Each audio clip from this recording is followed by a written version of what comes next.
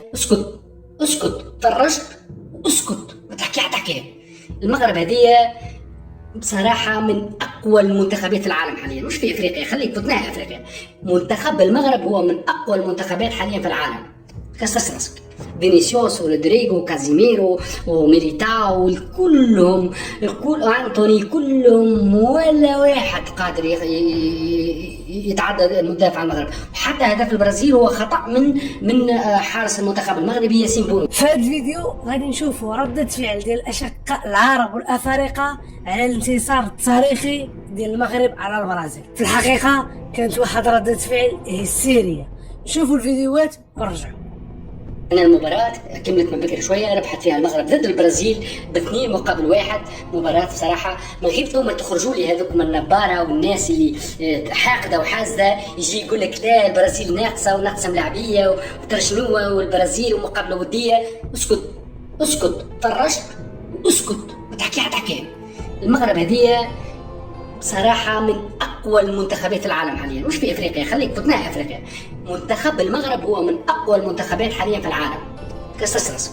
فينيسيوس ورودريجو وكازيميرو وميليتاو كلهم، أنتوني، كلهم ولا واحد قادر يتعدى المدافع المغرب. وحتى هدف البرازيل هو خطأ من حارس المنتخب المغربي ياسين بونو اليوم اللي ما كانش في نهاره، غلط 3 غلطات كبار اليوم بصراحه في المباراه. انا ما فهمتش شنو اللي صاير ياسين بونو في المباراه هذه بالذات. برشا غلط وكبيره بصراحه. بالنسبه للبقيه يا خويا، هذا نظام الدفاع في المغرب انا بصراحه ما فهمتوش. انا ذكرني في طلاين، ذكرني في ايطاليا 2006، وذكرني والله شيء ما شاء الله بصراحه. ما تقدرش تمركي على المغرب.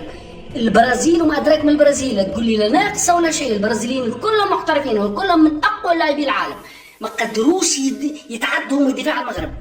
فرج فرص قليله جدا للبرازيل في المباراه دي. المغرب بصراحه نفس السيستم ذكرتني بمباراه كاس العالم بصراحه، ما شاء الله ذكرتني اقسم بالله العظيم. تصدقوا بالمباريات الكل اللي صارت حتى ايطاليا وانجلترا، فرجت على مباراه ايطاليا وانجلترا، استنيت مباراه المغرب والبرازيل بصراحة يا ودي. أنا ما نكذبش عليك، أنا ماذا بيا منتخب عربي، أنا تونسي ماذا بيا راه منتخب بلادي، طبعا يوجعني قلبي على تونس وعلى منتخب بلادي. لكن مادام المنتخب المغربي أنا نتبع فيه بكأس العالم، وكيف نتبع فيه الجماهير العربية والعالمية الكل، يعني الحرة طبعا. ما نحكيش على الناس اللي في عندهم مرض في قلوبهم، هذاك حاجة أخرى. نحكي على الكورة، ما نحكيش على حاجة أخرى. فهمت؟ المنتخب المغربي بصراحة برهن في المباراة هذه، اللي هو منتخب كبير برشا بصراحة، ما عندناش منه في افريقيا، حبة من حبة وكره من كره. هو حاليا هو سيد افريقيا بالنسبة لي انا في المنتخبات، وهو يعني يتربع بصراحة على الكرة العالمية، ويعتبر من اقوى المنتخبات في العالم بصراحة، يعني عن جدارة. البرازيل الاول على العالم، او ما تسمى بالحاجة صمة. شفت يا ولية؟ هو انا مش قلت لك انت الحاجة؟ انت ما بتسمعيش الكلام، لقد الحاجة اهي، الحاجة الاول على العالم، والمغرب رابع العالم غلبها. اذا يا جدعان المغرب هو المصنف الاول عالميا، مفيش يا ابني برازيل مين يا ابني؟ والناس نايمين، ولا معزاوي ولا الكلام ده كله. المغرب يا ابني، حتى يا ابني المغرب حطوه هو المصنف الاول عالميا، صدق او لا تصدق. البرازيل جايه المغرب عشان تكسر وتعترض على لاعبي المنتخب المغربي، هو ده اللي عملوه النهارده. المغاربة مبروك، ألف مبروك. تحية من لبنان للمغرب ومنتخب المغرب وشعب المغرب وجلالة الملك محمد السادس. يلا زقف للمغرب يا شباب. من لبنان عم تستنى، عم تتفرج بالماتش، تكبروا القلب، فرحتونا، الله يبسطكم ورمضان كريم وينعاد عليكم اخواتي. ما اتفرجتش على مباراة المغرب والبرازيل؟ تعال اقول لك ايه اللي حصل. فاتك كتير، اصبح الحلم حقيقة. بنشوف منتخب عربي بيفوز على منتخب البرازيل. المغرب فخر للعرب كلهم. المغرب بتقول ان اللي حصل في كاس العالم ما كانتش صدفة، لا ده دراسة وتكتيك وجهد من اللاعبين. حتى قدام البرازيل بيفوزوا. المغرب بيفوز على منتخب البرازيل 2-1. سمعتها صح، المغرب بيفوز على منتخب البرازيل. هم يا ربك يهود عندهم البلاد، وما يهود عندهم من البلاد يا ربك، يجي عندهم من المغرب. باسكو علاش؟ باسكو الشواكرة. وانتوما وشنو؟ عادي الدلال كروكي حيوان. ايش الحيوان قلتكم؟ المنتخب المغربي حقك يستحقك على جميع المستويات. بشنو باش تحكي بشنو باش تخلي. تمركي المنتخب البرازيلي تعمل 2-1 1-1 تخسر فرق واحد انجاز. اما انك تفوز 2-1 مش انجاز. الارقام الكل حطمتها يا المنتخب المغربي. السنة حطمت كل شيء. دمي فينال كاس عالم. المنتخبات الكل ما فهموا حد شيء. شنو اللي يعمل فيه المنتخب المروكي؟ شنو عادي؟ بالنسبة لي أنا نشوف الملاعبية اللي موجودين في المنتخب المروكي نفهم اللي راهو هذا الكل مش بالصدفة.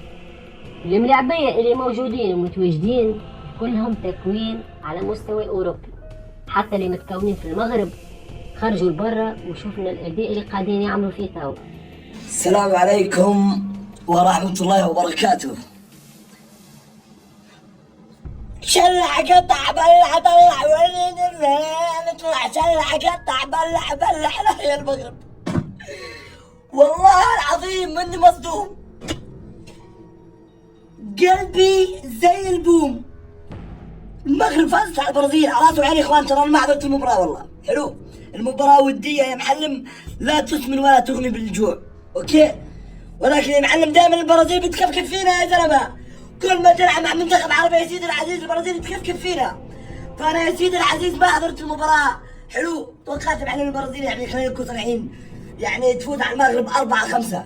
فجأة يا معلم الفحول، فحول المغرب عرب وجرب، فحول المغرب عرب وجرب.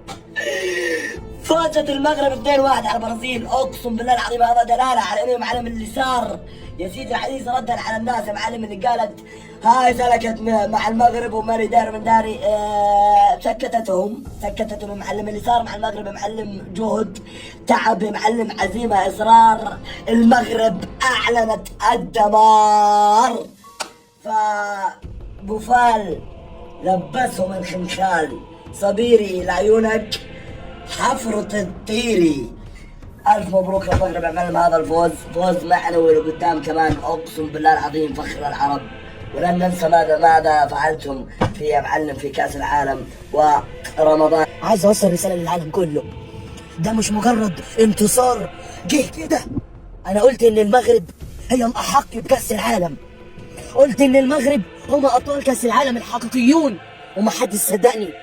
المنتخب اللي يفوز على بلجيكا وكندا واسبانيا والبرتغال ويفوز كمان على فرنسا اللي هي كانت خلاص هي والارجنتين في كاس العالم والنهائي. يعني يا جماعه بعد النهارده الاداء الرجوله من منتخب المغرب بقياده وليد الركراكي وكلنا شفنا احلى خطه في العالم. Mais wesh, le Maroc encore fou! Mais c'est trop! Mais attendez, qui peut tester les équipes africaines en ce moment? Mais regardez ce que le Maroc a fait au Brésil, wesh! Mais vous arrivez quoi le Maroc? Doucement! Vous tapez toutes les grandes nations! Eh, le Brésil, ils viennent à la CAN, ils gagnent pas la CAN! Non, ils gagnent pas la CAN! Le Cameroun, il leur avait déjà montré quelque chose en Coupe du Monde. Là, le Maroc, il leur montre c'est quoi l'intensité, c'est quoi l'ambiance de danger! ولنا الركراكي حفظه الله هذا المدرب يقول كلاما ما سمعته من مدرب في السابق. ديروا النية وتوكلوا على الله. الله واسمه هي عندنا النية في الإسلام. هي ثلث زيد ثلث دين.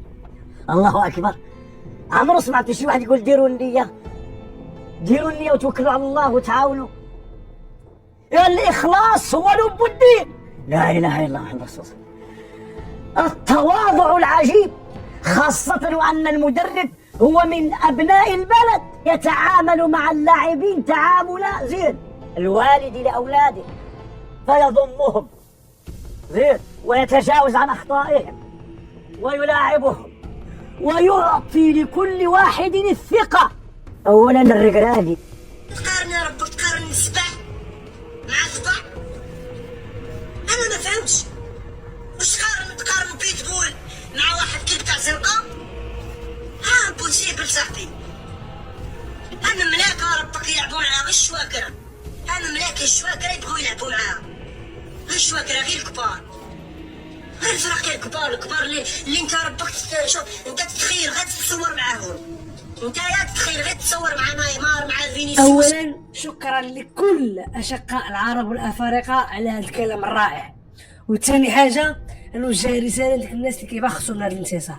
واش فراسكم باللي هذا الانتصار ديال المغرب على البرازيل كيضيع على البرازيل الصداره ديال التصنيف العالمي؟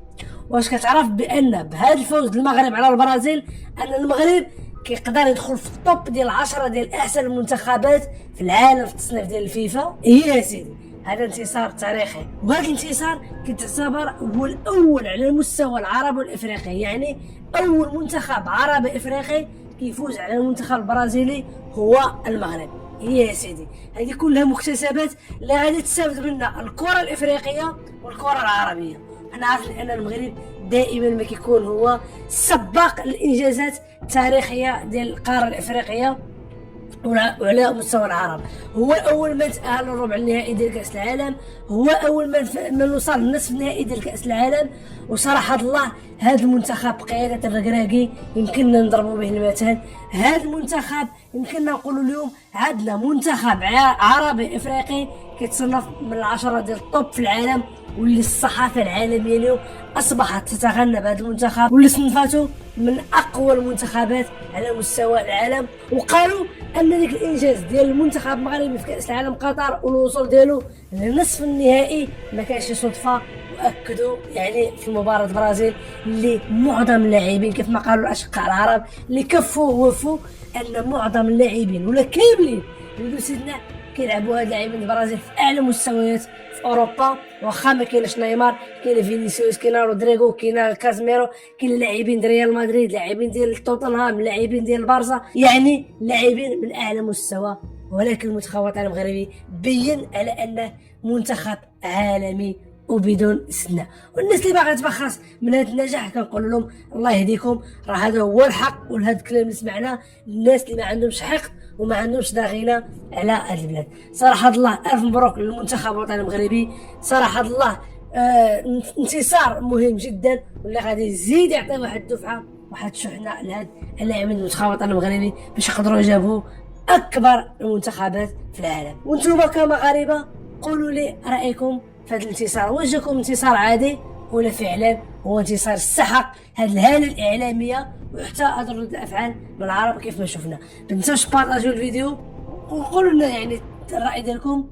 والله يمسيكم بالخير وديما مغرب. السلام عليكم ورحمه الله تعالى وبركاته.